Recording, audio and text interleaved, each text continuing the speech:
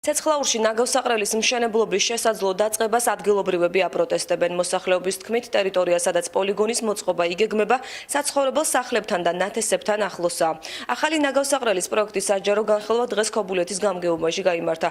ნაგავსაყრელის მშენებლობის ვალდებულება შვედურ კომპანიას სვესკოს აქვს აღებული. დამკვეთი კი აჭარის ფინანსა და ეკონომიკის სამინისტროა. განხილვისას სვესკოს წარმომადგენლები ამტკიცებდნენ, რომ ცეცხლაური პოლიგონის მშენებლობისთვის აუცილებელ ეკოლოგიურ სტანდარტებს აკმაყოფილებს, ასევე სათანადო დისტანციითაა დაშორებული მოსახლეობასთან.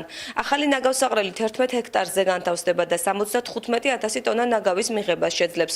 7 მილიონი ევროს ღირებულების პოლიგონი არ ითვალისწინებს ნაგვის გადამუშავებას, სწორედ ამასთან დაკავშირებით ჰქონდათ შენიშვნები ქობულეთის ინფრასტრუქტურის სამსახურში.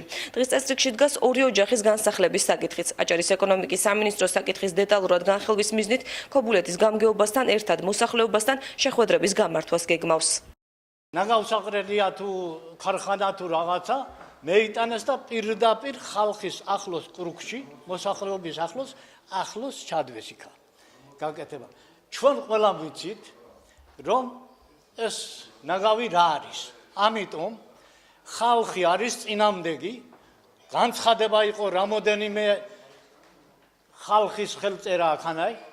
მე პროექტს მთლიანად არ ვეწინააღმდეგები, ძალიან კარგი იდეაა, მისაღებია, უნდა მოხდეს ანარჩენების გადამუშავება, ოღონდ გადამუშავება და არა დახარისხება. მე ვეწინააღმდეგები პროექტს, იმიტომ რომ აქ ხდება მისი დახარისხება, საჭირო ნარჩენების ამოღება და დანარჩენის კომპოსტირება, რაც დღესაც გვაქვს. ახალი პროექტის ფარგლებში ნაგავი ერთ ადგილას მოგროვდება და დაკონსერვდება. ჩვენ უზრუნველყოფთ, რომ გარემო ნაკლებად დაზიანდეს.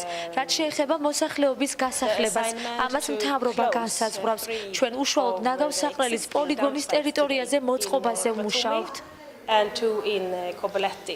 პროექტის დაწყება დამოკიდებულია შესაბამისად გარკვეულ პროცედურებზე, ეს გახლავთ გარემოს დაცვითი და მშენებლობის ნებართვების მოპოვება.